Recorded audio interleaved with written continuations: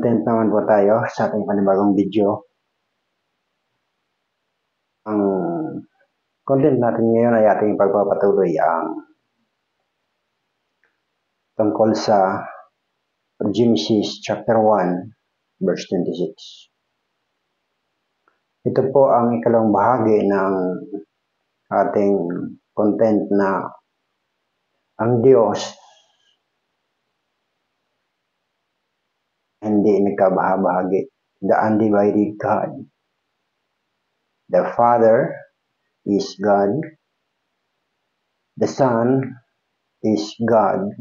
The Holy Spirit is God. The undivided God. Sa unang content sa part 1 po ay ating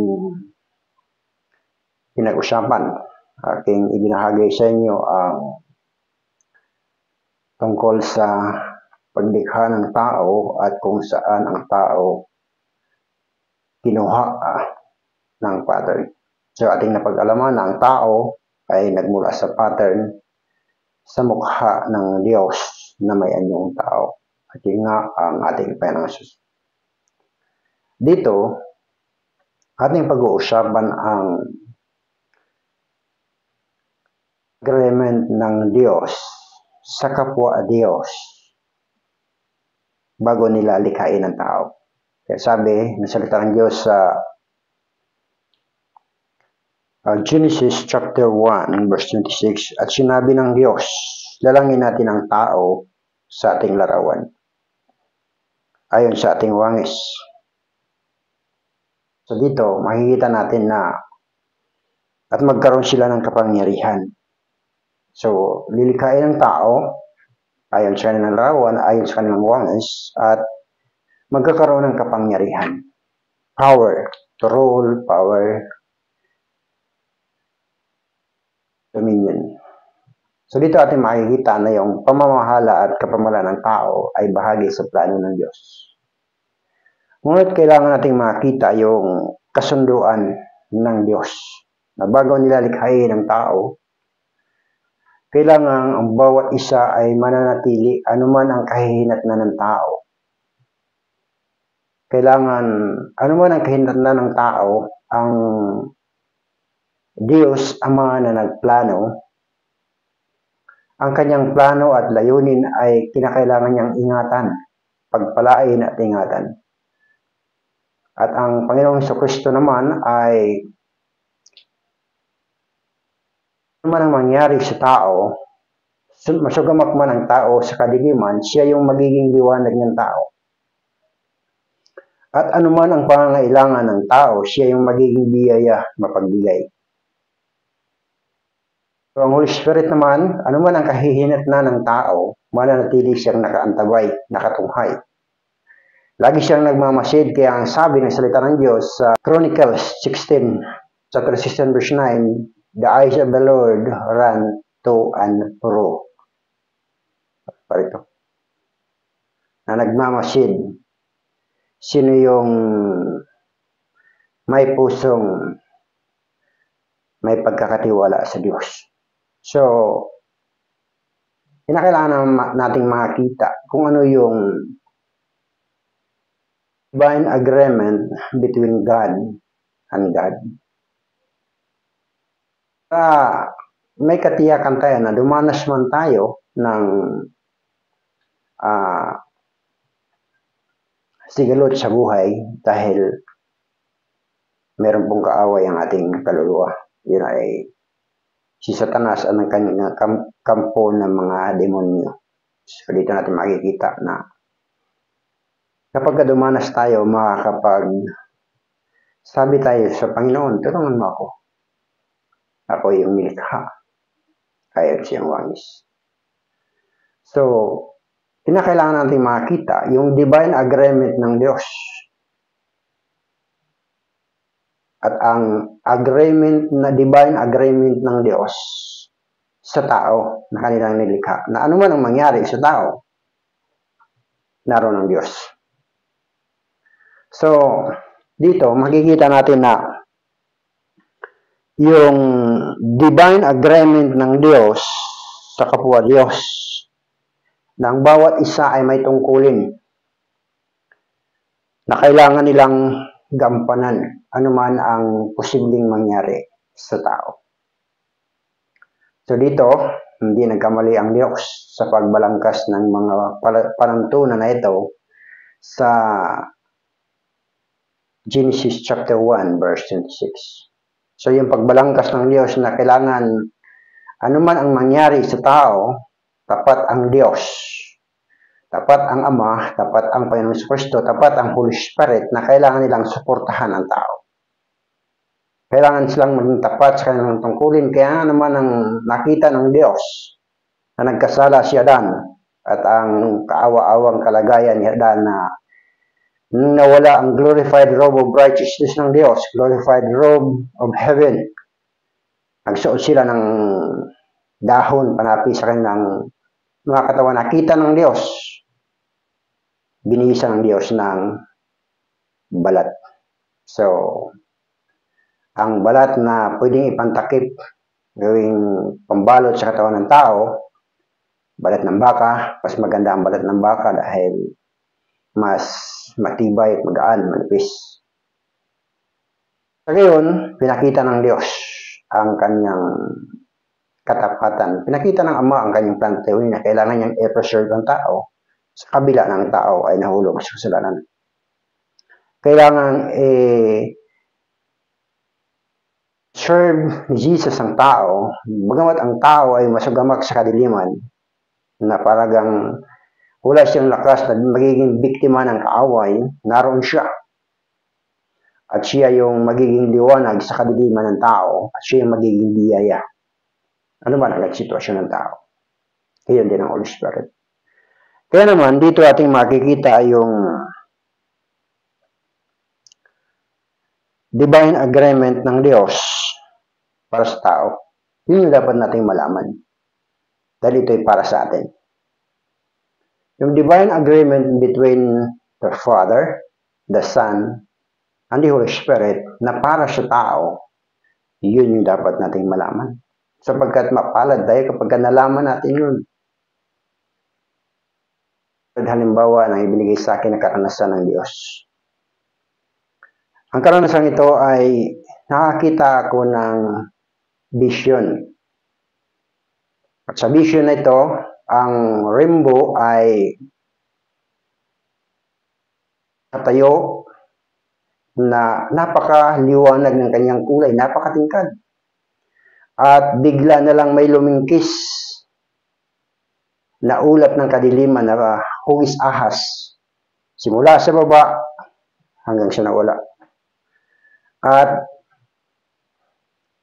may narinig akong tinig ng sabi, napakalakas ng ulan na paparating, parang bagyo. At ang naging sagot ko sa narinig kong tinig na yon, sabi ko, ang tipan ng Diyos ang maghahawi ng ulap ng kadiliman. At nang mabanggit ko yon, maliwalas ang langit, nawala yung ulap ng kadiliman na hugis ahas at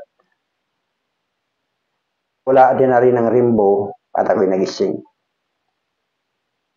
Sa tuwing dadanas ako ng mahirap na sitwasyon, nasabi ko, Ama, sa pangalan ng Panginoon Hesus, Holy Spirit, tulungan mo ako. Sa madilim na tagpo ng buhay na ito, kailangan mo liwanagan ang sitwasyon ko. Maging sakit, karamdaman, o pinansyal. So dito, noong una, hindi ko pa naunawaan kung anong layunin ng Diyos at kung saan ko kukunin ang katotohanan. Hanggang sa isang araw, na-reveal ng Holy Spirit na dito sa numbers o bilang ay ikatlong aklat ni Moses ay kaapat kasi pagkatapos ng Genesis, Exodus, Leviticus, tapos bilang kasi panglima ang Deuteronomy. So dito ating titingnan na itong divine agreement ng Diyos sa kapwa Diyos na kailangan silang maging tapat anuman ang kahihinatnan ng tao. At ang divine agreement ng Diyos sa tao, ito yung dapat malaman ng tao. Sapagkat ito yung magiging kalakasan ng tao kapag dumating man yung sigalot ng buhay. Titingnan natin ang disenyo ng Diyos sa buhay ng tao. Sa pagsulong ng panahon, pareho ang oras. 12 oras may liwanag, 12 oras may kadiliman.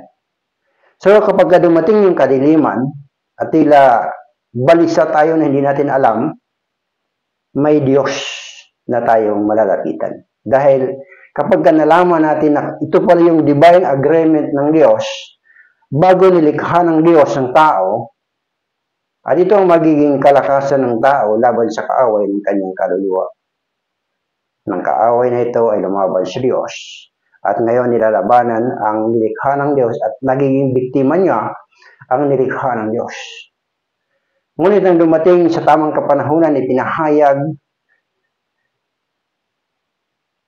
anak ng tao, si Jesus, ang anak ng Diyos. Ang Diyos na pinagkuhaan ng wangis ng tao ay nagpakahayag sa sangkatauhan. Siya yung nagtanggol sa tao. Ano mang kadiliman, hinaharap ang tao, maging ito'y meteor, tulad halimbawa nung binagyo sila, kasama ng alagad, sa dagat sila. At madaling wala ng pag-asa ang mga alagad habang siya tulog doon sa ulihan ng bangka kanyang sinasakyan. Ang takot, grabe na dahil pakiramdam nila sila ay mamamatay. Pakiramdam nila ay lulubog na sila at ginising nila ang Panginoon. Panginoon, wala baga sa iyo, mapapahamak na tayo. Sagot ng Panginoon, nasa na yung pananampalataya? Bakit kayo natatakot? Tumayo siya at sinaway niya ang hangin. Simple lang, sinabi lang niya, pumayapa ka, hangin. Mayapa ang hangin, pumayapa ang dagat. Nakarating sila sa direksyon na tinutudlaan nila. So maraming bagay akong naranasan. Kaya naman, may babahagi ko ito dahil alam ko, marami sa atin ang nakakaranas ng mga madidilim na sandali sa buhay. At ito ang salita ng Diyos. Sabi niya, ito yung pinakamalaga nating makita, yung divine agreement ng Diyos na pinagkasunduan ito ng Ama, ng Anak at ng Espiritu Santo. At kinakailangan nating makita kung ano yung divine agreement ng Ama para sa tao, ano yung divine agreement ng Panginoong Hesus para sa tao, at ano yung divine agreement ng Holy Spirit para sa tao. So, ano yung kasunduan na pinagtibay bago pa man nilikha ang tao upang kapag nilikha na ang tao, nakaplano na, binalangkas na ang magiging kasunduan na anuman ang mangyari sa tao, ang Diyos ay mananatiling Diyos sa kanyang nilikha.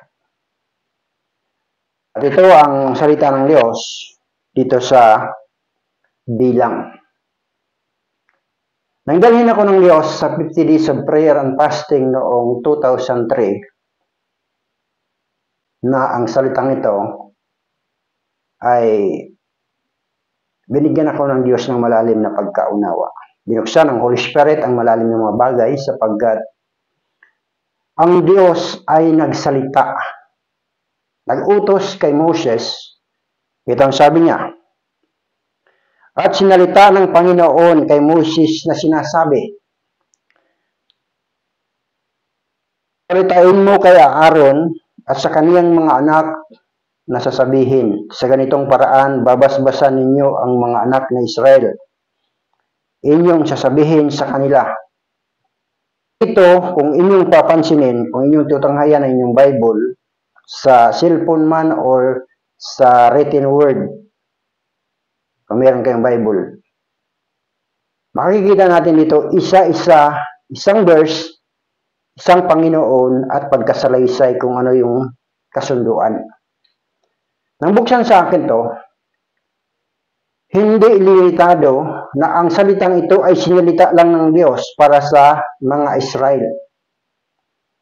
Kundi ito ay binigyan ng unawa ng malalim na katotohanan ng Holy Spirit na sinabi ni Pablo na mga bagay na hindi alam ng tao, mga bagay na hindi pumasok sa kanyang puso, sa kanyang tainga, hindi niya narinig, sa kanyang mata, hindi niya nakita, mga bagay na hinanda ng Diyos sa mga nagsisiibig sa kanya. Datapot ang sabi ng salitang Diyos, ipinapahayag niya ito sa pamagitan ng Espiritu Santo, sabagat ang Espiritu Santo nakakasiyasat ng malalim na mga bagay ng Diyos. So dito, binuksan sa akin ng Holy Spirit itong mga bagay ng Diyos na ito, na hindi lang ito sinalita ng Diyos para sa mga Israelita, kundi sinalita ito ng Diyos tungo sa bagong tipan ng mga taong tumitiwala sa Diyos, nagtitiwala sa Kanya. So, nang binuksan ito sa akin, dito ko nakita yung divine agreement ng Diyos sa tao. Ang sabi dito sa verse 24, pagpalain ka nawa ng Panginoon at ingatan ka. Kung inyong papansinin, hindi ito nakapaloob sa isang verse na tulad sa nagsalita ay isang Panginoon lang. Kundi ito ay inutos ng Holy Spirit na ipasulat, sapagkat sa 2 Peter chapter 1 verse 20 to 21, ang Holy Spirit ang nagpapasulat. So dito natin makikita na sa madaling sabi, inutos ng Holy Spirit kay Moses na i-separate ang pagkasulat ng chapter at ang verses para magsilbing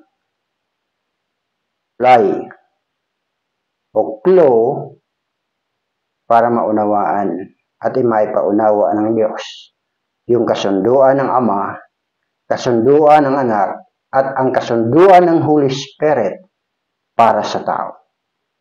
So, dito akin munang babasahin bago ko ibahagi ang unawa na binigay ng Holy Spirit. Sa verse 24 ang sabi, pagpalain ka nawa ng Panginoon at ingatan ka. Verse 25, paliwanagan nawa ng Panginoon ang kaniyang mukha sa inyo at mahabag sa inyo. Ilingap nawa ng Panginoon ang kaniyang mukha sa iyo at bigyan ka ng kapayapaan. So, dito makikita natin. Hindi natin ito mauunawaan kung hindi tayo maniniwala sa sinulat ni Mateo tungkol sa sinabi ni Jesus, tungkol sa Ama, tungkol sa Anak, tungkol sa Espiritu Santo. Pero kung inyong papansinin, yung sinabi ni Jesus sa Mateo, iisang verse lang yun, nakapaloob lahat doon, hindi sineparate. Pero dito, sa divine agreement na to, inihiwalay niya para makita natin ano yung agreement ng Ama sa tao. Ang Diyos ay Espiritu at anong magiging ugnayan ng Diyos sa Espiritu ng tao para makipag-ugnay ang Diyos Espiritu, ang Ama, sa tao. Anong sabi niya? Pagpalain kanawa ng Panginoon at ingatan.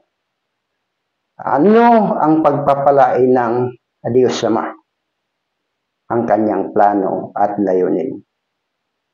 At ingatan. Ang ibig sabihin, nang ibinigay ng Diyos ang kanyang plano at layunin kay Adan, binigo ng Diyos. Binigo ni Adan ang Diyos. Pero dahil ang Diyos nangako, iingatan niya ang kanyang plano at layunin. Pagpapalain niya ang kanyang plano at layunin at iingatan ang kanyang plano at layunin. Gayon din naman ang tao. So, sa mga sumunod ng mga lahi ni yan, ang unang ipinanganak si Cain, sumunod si Abel. Ngunit si Abel pinatay ni Cain.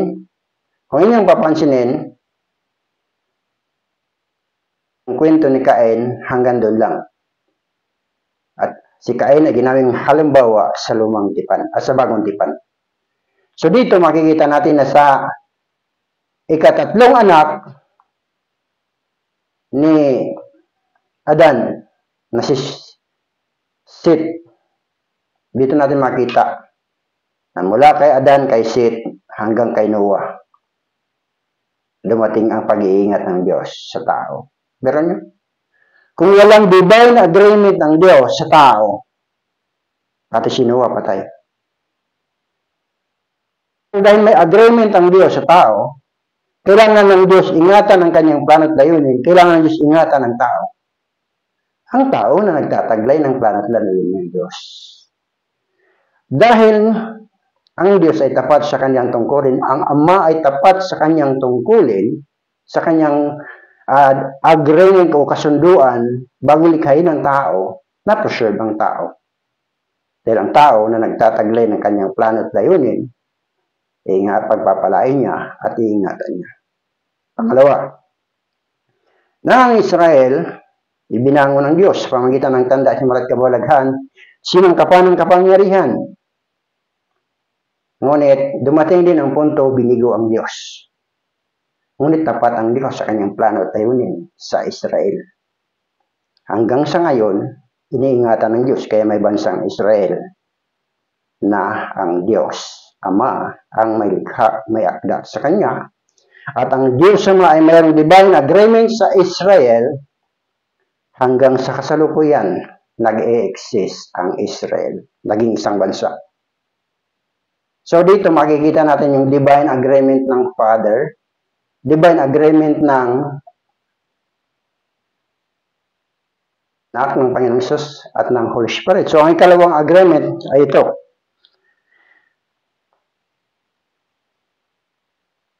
Iwanagin nawa ng Panginoon ang kaniyang mukha sa iyo. So may bahagi sa Mateo nang sabi, beyond the Galilee of the Gentiles, under the shadow of death, light sprang up. So aking hanapin ang salitang yun. Sa Mateo.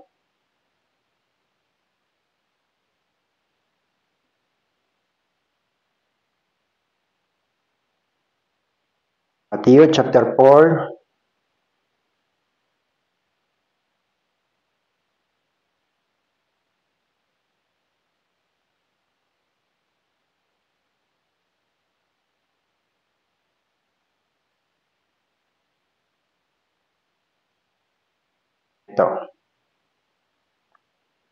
Ito yung sabi sa Matthew chapter 4 verse 15 hanggang 16. Ang lupa sa Zabulon at ang lupa sa Naphtali na gawing dagat, sa dako paraon ng Jordan, Galilea ng mga Hintil. Ang bayang nalulugmok sa kadiliman ay nakakita ng dakilang ilaw, at sa nangalugmok sa puok at lilim ng kamatayan ay liliwanag sa kanila ang ilaw. Paano lumiwanag sa kanilang ilaw? Sinabi sa Isaias. Mamaya aking hanapin kung saan yun sa Isaias. Sapagkat ito ay fulfillment ng prophecy ni Isaias na ang lupa ng Zabulon, ito ay isa sa mga anak ni Jacob, isa sa 12. At si Naphtali, isa rin to sa anak ni Jacob. Sa gawing dako, paroon ng Jordan, Galilea ng mga Hintil, ang bayang nalulugmok sa kadiliman ay nakakita ng ilaw. Sa nangalugmok sa puok sa lilim ng kamatayan ay lumiwanag sa kanilang ilaw. At ang sabi sa verse 17, mula noon ay nagpasimulang mangaral si Jesus na nagsabi, magsisi kayo sapagkat ang kaharian ng langit, sapagkat malapit na ang kaharian ng langit. So dito makikita natin na ang pinatutungkulan doon sa verse 25 ng chapter 6 Numbers. Paliwanagin nawa ng Panginoon ang kanyang mukha sa iyo at mahabag sa iyo. So, liwanag, kaligtasan, kagalingan, kalayaan mula sa forsya ng diablo na maalipin sa tao, yung mga tinatawag na demon-possessed, demon-oppressed. So dito, dumating ang panungsos bilang liwanag sa sangkatauhan na nabanggit sa bagong tipan sa Mateo, sapagkat siya yung Diyos na pinagmula ng wangis ng tao. Kailangan niyang ipagtanggol ang tao. Kailangan niyang ingatan ang tao. Dahil yun ang kasunduan ng Diyos Ama at ng ating Panginoon at ng Holy Spirit. Na ang gawain ng ating Panginoon kapag siya ay nahayag, magpakahayag sa sangkatauhan, siya yung magiging liwanag sa kadiliman. Kaya sabi nga niya sa John 8:12, I am the light of the world. Sabi ni Jesus sa 9:5 ng John, habang ako ay nasa sanlibutan, ako ang ilaw ng sanlibutan. So meaning, dito binibigyan ng revelation ng Holy Spirit, ng unawa ng Holy Spirit, na ang tinutukoy dito sa verse 25 na to, in connection with Matthew 28 verse 19, the Father, the Son, the Holy Spirit, ay ating Panginoon Sus. Pangalawa, at mahabag. Ang habag na to ay grace. Gracious sa English. So dito natin makikita ng sabi, ang kautusan ay dumating sa pamamagitan ni Moses sa John 1:17. Ngunit ang biyaya at katotohanan dumating sa pamamagitan ni Jesus Christ. So dito natin makikita yung divine agreement. Ito yung maganda kapag ating nalaman. Na anuman ang ating sitwasyon kapag tumingala tayo sa Diyos at nalaman natin yung divine agreement ng Diyos at ng tao tayo sa atin. Kikilos at kikilos ang Diyos dahil yun ang kanyang divine agreement bago nila nilikha ang tao. So dito makikita natin na paliwanagin nawa ng Panginoon ang kanyang mukha sa iyo at mahabag sa iyo. Compassion, grace, mercy, loving kindness, nahayag yan sa ating Panginoon Jesus. May mga word ginamit kung babasahin at nagbabasa kayo ng Bible. Una, pinakamalagang dapat nyo malaman tungkol sa ating Panginoon Jesus. Alam niyo ba kung bakit walang salita na sinabi ng Diyos ng Panginoon Jesus na siya ay Diyos? Hindi niya kailangang ipagsabihin na siya ay Diyos. Tingnan niyo lang ang kanyang ginagawa. At tingnan niyo lang ang unawa na ibinigay ng Holy Spirit, malalaman natin na siya. Ay sabi niya, I am that I am. Sa Old Testament, Genesis chapter 1 verse 26, Numbers chapter 6 verse 24 to 25 to 26. Dito natin makikita yung divine agreement ni Jesus sa tao. Bago pa nilikha ang tao, napagkasunduan na ito. Napagkasunduan na ng Diyos, ng Ama, ng Anak, at ng Espiritu Santo, na ito yung kanilang divine agreement sa tao. Kaya kita mo, ano man ang pagsuway, ano man ginagawang nakakapuot, nakakagalit sa Diyos, ang mga Israelita, hindi sila nawala. Bagos naging bansa na ngayon ang Israel, ang mga Hudyo.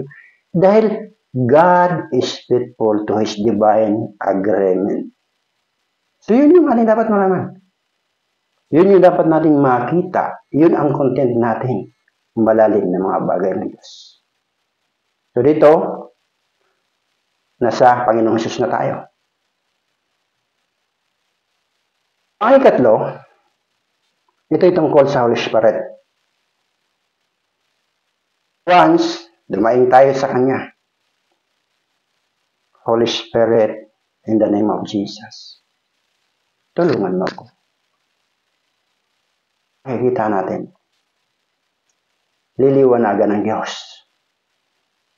ang iyong puso't isipan. sa buhay na ito. Kaya ang sabi dito, mas maganda to, basahin natin sa King James English Version. Sabi niya,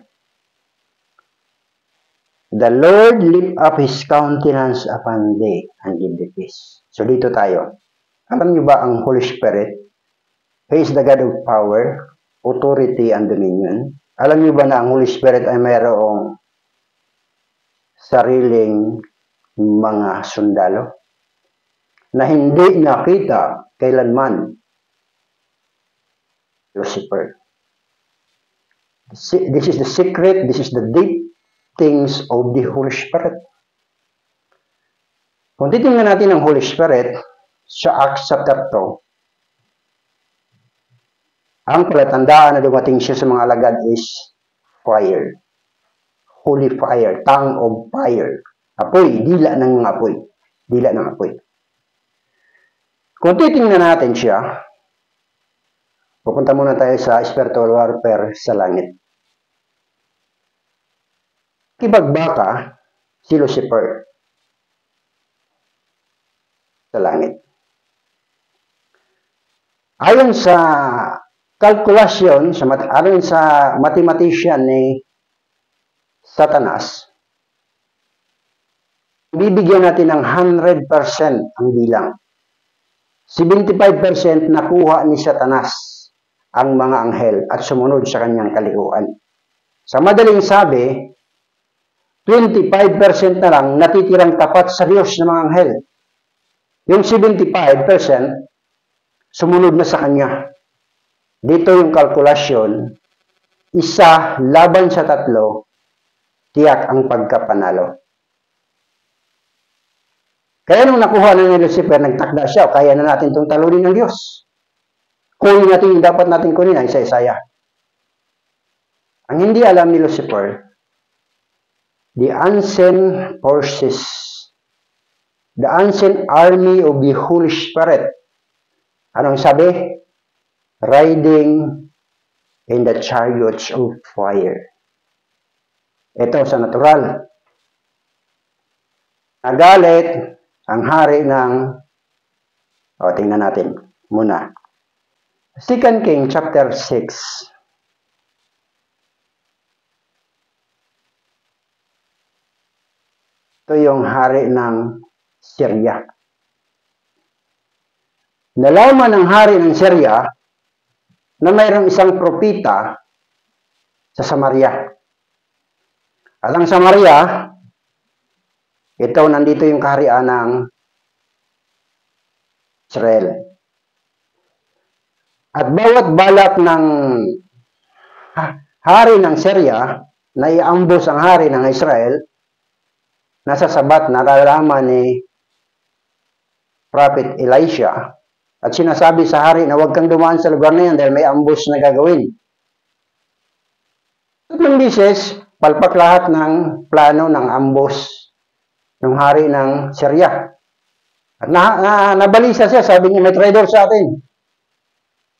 Bakit nalalaman ng hari na nandun tayo? Kapag nandun tayo, hindi siya dumadaan doon. Sino yung panig ng Israel na nasa atin? May isang sumagot, sabi, walang traitor sa inyo, mahal na hari. Ngunit ang Israel ay mayroong propeta. Naririnig at nakikita yung iyong binabalak at yun ang propeta na yun ang nagsasabi sa hari ng Israel na huwag kang dumaan sa lugar na yun dahil nandoon ang iyong pwersa. Kaya ligtas lagi ang hari sa iyong plano. O ito. O sige, kung hindi natin aambos ang hari ng Israel, ito na lang, patayin natin itong propetang ito para wala nang kakampi. So, ang ginawa nitong mangmang na hari ng Syria, lahat ng kanyang sundalo pinadala sa Samaria. Ano ba't ang mga bundok ay napuno ng mga kabayuhan, mga sundalo. Sabi sila, dumating pagka-umaga, Gehazi na lingkod ng propeta, na si Elisha, nagulat siya. Sabi niya, sa aba natin, Panginoon ko. Siya, bakit? Pagmasdan mo mga bundok, puno ng mga sundalo sapagkat buong hukbo ng Syria, pinadala na para lang sa isang tao. Anong ginawa ng Diyos? Sabi ni Elisha, huwag kang matakot. Mas marami ang sumasa atin kaysa kanila. Ano yung nakita? Anong sabi dito sa 2 Kings chapter 6?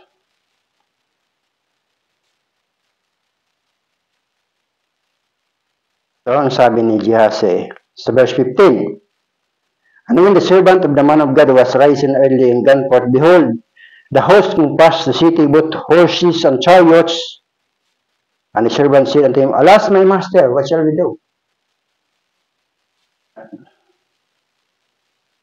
Sinabi lang ng propeta na alam niya kasi kung anong meron sa langit.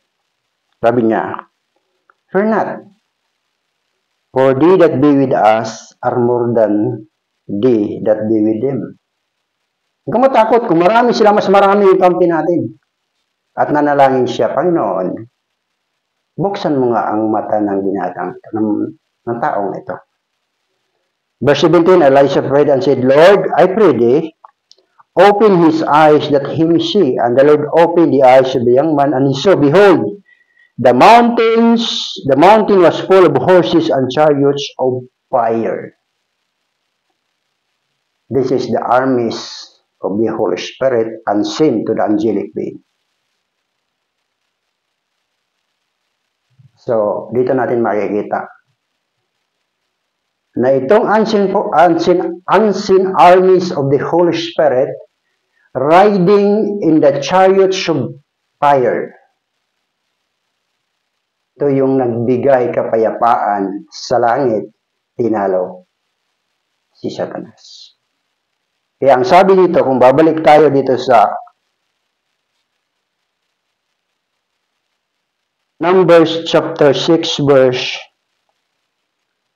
26, ito ay para sa Holy Spirit. The Lord lift up his countenance upon thee and give thee peace. Doon lang matatamo ng ang kapayapaan. Kaya nang ang Panginoong Kristo ay naparito, kasama niya ang kapangyarihan ng Holy Spirit, naroon binibigyan ng kapayapaan ang tao.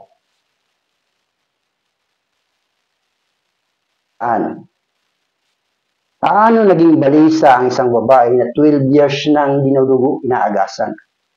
Na ang sabi ng salita ng Diyos, halos maubos ng kanyang yamanan sa pagpapagamot sa mga dalubhasang doktor. Ngunit sa halip na gumaling, lumalala. Kaya nga 12 years na yung haba ng panahon ng kanyang pagtitiis, ng kanyang kagulumihanan. Ngunit isang araw narinig niya na darating ang Misaya, dadaan sa lugar na yon. Tumugtog sa puso niya ang sabi, pupunta ako, sapagkat mahawakan ko man lang kahit laylayan ng kanyang damit, gagaling na ako. Binhi ng pananampalataya na nilagay ng Holy Spirit para bigyan ng kapayapaan ng babaeng ito, nagkaroon siya ng kapayapaan dahil sa kapangyarihan ng Holy Spirit na kumilos sa buhay niya. So dito, divine agreement ng Diyos. Kung alam natin, mapalad tayo. Si Jesus ang nagbukas sa atin ito. Si Jesus, dahil siya yung Diyos na pinagkuhaan ng anyo natin. Siya yung Diyos na may anyong tao. Kaya siya nag-anyong tao bilang anak ng tao. Paripahayag ang pag-asa ito. Paripahayag ang mga katotohanan ito na binubuksan naman sa atin ng Holy Spirit. Dito, pagpapala lang ng Diyos para sa Israel. This is the divine agreement of God between His creation. This is a divine agreement of God sa bawat tao na nagtitiwala sa Kanyang anak, Jesus. Salamat sa Diyos, salamat sa Ama, na nagbukas ng kanyang mga plano at layunin sa ating mga buhay. Salamat sa Panginoon sa mga kapahayagan. Holy Spirit, salamat sa iyo. Salamat sa iyo na ito ang aming 100% pagtatagumpay sa buhay na ito sapagkat meron kang divine agreement bago mapa kami isinisilang sa mundong ito, Ama. Salamat. Salamat, Ama. Salamat. Salamat, Holy Spirit. Salamat.